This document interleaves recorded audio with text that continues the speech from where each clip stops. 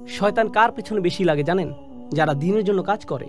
শয়তান অন্য যে কারো চেয়ে তার পেছনে বেশি সময় ব্যয় করে, যাতে সে আল্লাহর অবাধ্য হয়। বিশেষ করে যখন সে একা থাকে, তারা বেশি ঝুঁকিতে থাকে, তাদের উপর বেশি আক্রমণ হয়ে থাকে। আমাদের মধ্যে কিছু ভাই ও বোন আছেন যারা ইসলামিক কর্মকাণ্ডে খুবই সক্রিয়। তারা অনেক ভালো কাজ করেন, কিন্তু একই সাথে তাদের কিছু খারাপ অভ্যাসও দেখা যায়। এগুলো পাপের কাজ। এটা এতই গুরুতর সমস্যায় রূপ নিয়েছে যে তারা এগুলোতে আসক্ত হয়ে পড়েছেন। তাদের সাহায্য দরকার। তাদের কি দরকার জানেন?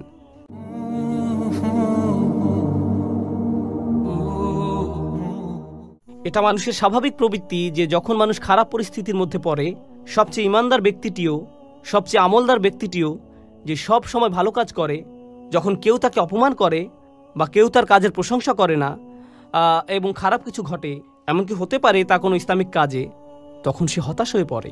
এরা ভালো মানুষ। সবরের ব্যাপারে তাদের চেয়ে কে ভালো জানে? তবু আপনাকে সেই আলেম, সেই ইমাম, সেই কর্মী, সেই দায়ী, সেই শিক্ষকের কাছে যেতে হবে, গিয়ে বলতে হবে, ভাই আপনার ধৈর্য ধরা উচিত। যখন আপনি তাদেরকে এভাবে বলবেন, এতে কি তাদের উপকার হবে? হ্যাঁ, হবে। যদিও তারা এটা ইতিমধ্যেই জানে, যদিও তারা সবরের ব্যাপারে ইতিমধ্যেই অনেক জানে, তবুও তারা এই তাওয়াসি এর মাধ্যমে উপকৃত হবে। তাওয়াসি বিসবর নিজেদের মধ্যে ঘটে, আর এটাই এখানে আবশ্যকীয়। এটা তাওয়াসি বিল হক এর বিপরীত। তাওয়াসি বিসবর তাদের জন্য যারা তাওয়াসি বিল হক থামিয়ে দিয়েছে, কারণ তারা ফলাফল দেখতে না পেয়ে হতাশ হয়ে পড়েছে। কিভাবে তারা তাদের উদ্যম ধরে রাখবে? একে অপরকে অধ্যাবসায়ের ব্যাপারে তাগিদ দেওয়ার মাধ্যমে। সবচেয়ে সহজভাবে বলা হয়েছে আলাল মাসাইব, অর্থাৎ আপনাকে ধৈর্য ধরতে হবে, অধ্যাবসায় চালিয়ে যেতে হবে, ধারাবাহিকতা ধরে রাখতে হবে। পরিস্থিতি যতই খারাপ হোক না কেন, অসব্রু আলামা আসাবাক, যতই বিপদ আসুক না কেন, আপনাকে চেষ্টা চালিয়ে যেতেই হবে। এটা হলো একটা অর্থ। অপরটি হলো আনিল মাআসি, অর্থাৎ আপনাকে পরীক্ষা করা হবে। যারা এই দিনের জন্য কাজ করছেন, তা যেভাবেই হোক না কেন, হয়তো আপনি আপনার বাসায় দিনই পরিবেশ তৈরি করতে চাচ্ছেন, বাইরে আপনি হয়তো অমুসলিমদের দিনের দাওয়াত দিচ্ছেন, হয়তো দানের জন্য অর্থ জোগাড় করছেন। এটা যেমনই হোক না কেন, আপনি ইসলামের জন্য কিছু করতে চাচ্ছেন। শয়তান কার পেছনে বেশি লাগে জানেন? যারা দিনের জন্য কাজ করে। শয়তান অন্য যে কারো চেয়ে তার পেছনে বেশি সময় ব্যয় করে, যাতে সে আল্লাহর অবাধ্য হয়। বিশেষ করে যখন সে একা থাকে, তারা বেশি ঝুঁকিতে থাকে, তাদের উপর বেশি আক্রমণ হয়ে থাকে। সুতরাং আল্লাহর অবাধ্যতা থেকে বাঁচার জন্য আপনার সবর করা উচিত। একই সাথে আল্লাহর আনুগত্যের জন্য আপনার সবর করা উচিত।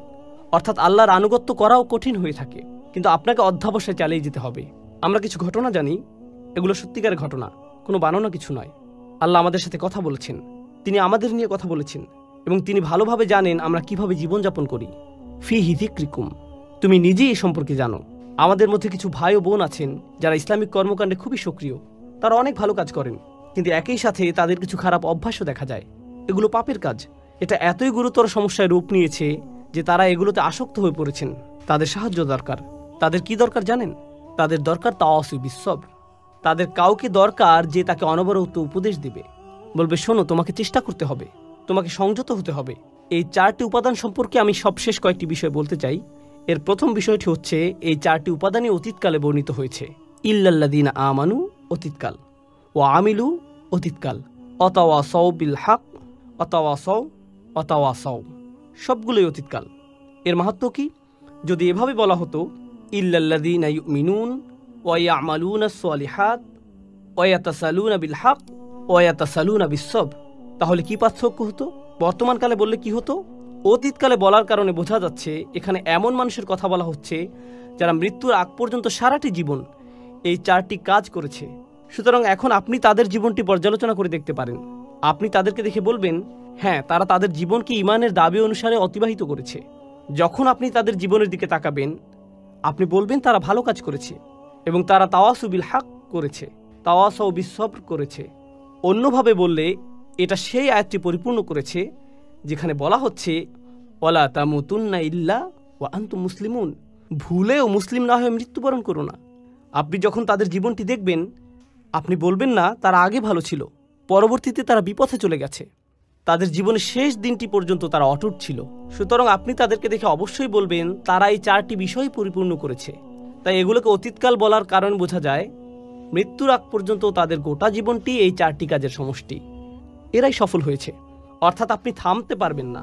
আপনি এমন একটা জায়গায় পৌঁছাবেন যখন মানুষেরা আপনার সম্পর্কে বলবে এই 4টি বিষয় আপনি পূর্ণ করেছেন। এটাই হলো দ্বিতীয় মাহাত্ম্য। এর শেষ বিষয়টি হলো, যা আমার মনে হয় সূরা আসরের এই আলোচনার অন্যতম গুরুত্বপূর্ণ বিষয়, তা হলো বায়ের কয়েকটি তাৎপর্য আপনারা জানেন। বিলহাক শব্দটি নিয়ে আমরা আলোচনা করেছি।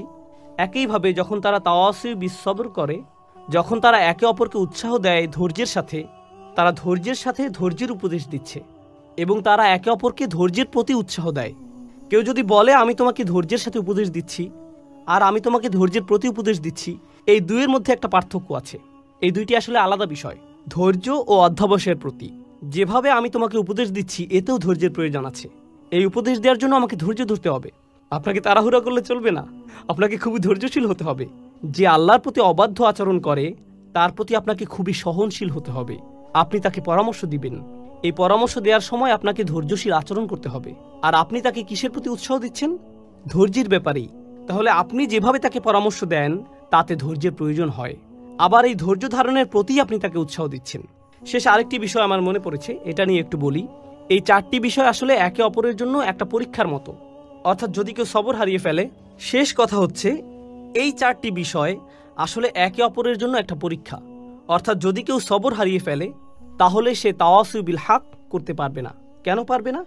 কারণ যখনই সে মানুষকে সত্যের ব্যাপারে জানাতে যাবে, মানুষ এমন কথা বলবে যা সে সহ্য করতে পারবে না। আর যখন মানুষের এমন কথা সে শুনবে, পরিস্থিতি তার জন্য কঠিন হয়ে যাবে।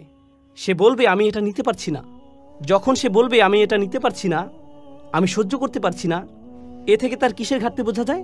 সবরের ঘাটতি। সুতরাং যখন কেউ সত্যের প্রতি আহ্বান করে না, বুঝতে হবে সেখানে সবরের ঘাটতি আছে। আরেকটি বিষয় এ থেকে বোঝা যায়, তা হলো কেউ হয়তো ভাবতে পারে যে সে সত্যের প্রতি ডাকছে, কিন্তু এই কথায় কারো কোনো সমস্যা হচ্ছে না।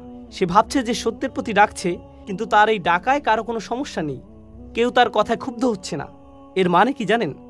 আপনি যেহেতু সবর ছাড়াই তাওয়াসু বিল হক এর প্রতি মানুষকে ডাকতে পারেন, আপনি খুব সম্ভবত তাওয়াসু বিল হক করছেন না। কেননা এই পৃথিবীর সবচেয়ে ভদ্র ও নরম মনের মানুষেরা যখন মানুষকে সত্যের পথে ডেকেছে, তারা বিপদে পড়েছেন। এটা হচ্ছে এই কাজের আবশ্যিক ফলাফল। আল্লাহর সবচেয়ে ধৈর্যশীল রাসূলদের দিকে তাকান, নূহ আলাইহিস সালামের দিকে তাকান। তার পুরোটা জীবন ছিল দাওয়াতি কাজে পূর্ণ, আর পুরো জীবন জুড়েই ছিল সবর। কেননা তিনি মানুষকে যা বলেছেন তা মানুষকে বাধ্য করেছে তাকে অপমান করতে, কটু কথা বলতে, তার বিরুদ্ধে দাঁড়াতে। আর এজন্য প্রয়োজন হয় সবরের। আর যখন এই দুটিরই ঘাটতি হয়, যখন আপনি মানুষকে সত্যের প্রতি ডাকছেন না, আর সেজন্য আপনার সবর করারও কোনো প্রয়োজন নেই, যখন এই শেষ দুটির ঘাটতি হয়, যখন কারো মধ্যে এই দুটি থাকে না, তা থেকে আমরা কি বুঝতে পারি কিসের ঘাটতি আছে?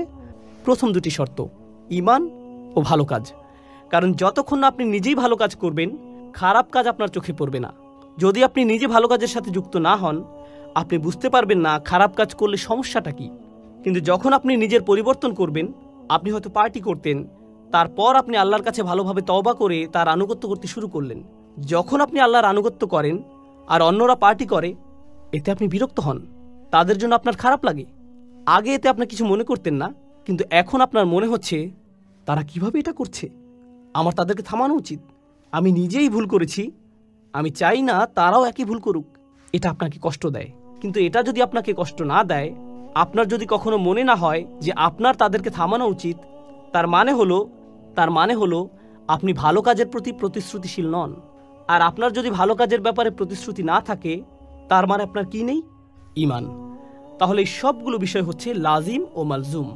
এগুলো একটি অপরটির আবশ্যিক ফলাফল এবং একটি আরেকটির সাথে ওতপ্রোতভাবে জড়িত। আমি অন্য সূরাগুলোর চাইতে এই সূরাটিতে অনেক বেশি সময় নিয়েছি। আমরা সূরা নাবা থেকে শুরু করেছিলাম, তখন একটি সেশনে একটি সূরা শেষ করেছি, কিন্তু এটা সূরা আসরের চতুর্থ সেশন। আলহামদুলিল্লাহ, অবশেষে আমরা এটা শেষ করতে পেরেছি। কেন জানেন? কারণ আমার মনে হয়েছে এটা সবচেয়ে ছোট সূরা। এটা এমন একটি সূরা যা মুখস্থ করা খুবই সহজ। আমাদের বেশিরভাগই এটা আত্মস্থ করে ফেলেছে, কিন্তু এটা সবচেয়ে ভারী সূরা। এই সূরার ওজন সবচেয়ে বেশি। আপনি আপনার জীবনকে কিভাবে দেখেন তা এই সূরাটি পুরোপুরিভাবে পরিবর্তন করে দেবে। আপনি কিভাবে আপনার পরিবারের সাথে আচরণ করেন, আপনার দৈনন্দিন জীবন, যা আপনি অর্জন করেছেন, যা এখনও অর্জন করতে পারেননি, তার চেয়েও বড় কথা সফলতা এবং ব্যর্থতা বলতে আপনি কি বোঝেন, এই সূরাটি এই সব কিছুর প্রতি আপনার মনোভাব পরিবর্তন করে দেবে। ডক্টর ফাদেল সালেহ আস-সামেরাই বলেছেন, কোন সূরা শুরু কোনো না কোনোভাবে এর শেষ অংশের সাথে সম্পর্কিত, কোন সূরার শুরুর অংশ তার শেষের অংশের সাথে যুক্ত। এই সূরার শুরু কী ছিল? একটি আয়াত, ওয়াল আসর, যা দিয়ে বোঝা যায় যে আপনার সময় শেষ হয়ে আসছে। আর শেষ আয়াতটি হলো 4টি উপাদান নিয়ে, যা আমরা গত 2 সেশন ধরে আলোচনা করছি। তাহলে এই 2টি অংশ একটি অপরটির সাথে কিভাবে যুক্ত? ঈমান, ভালো কাজ, তাওয়াসু বিল হক, তাওয়াসু বিস সবর। এর ব্যাপারে সচেতন হওয়ার জন্য আপনার সময় শেষ হয়ে আসছে। আপনি সময় থাকতে সব কিছু ঠিক করে নিন। আপনার নিজের জন্য এটা খুব জরুরি একটা বিষয়। ইন্নাল ইনসানা লাফি খুসর, এটা কে? আপনি ধরে নিন ইন্নান নাফসি, আমার নিজের জন্য। আমি নিজেই ক্ষতির মধ্যে আছি, আমি বিপদের মধ্যে আছি। আল্লাহ তাআলা আমাদেরকে তাদের অন্তর্ভুক্ত করুন যারা সূরা আসরের 4টি শর্তকে পূর্ণাঙ্গভাবে পালন করতে পেরেছে। আল্লাহুম্মা জাআলনা মিনাল্লাযিনা আমানু ওয়া আমিলুস সলিহাত ওয়া তাওয়াসাউ বিল হক ওয়া তাওয়াসাউ বিস সবর। বারাকাল্লাহু লি ওয়া লাকুম ফিল কুরআনিল হাকীম ওয়া নাফা'নি ওয়া ইয়্যাকুম বিল আয়াতি ওয়াজ যিকরিল হাকীম। আসসালামু আলাইকুম ওয়া রাহমাতুল্লাহি ওয়া বারাকাতুহু।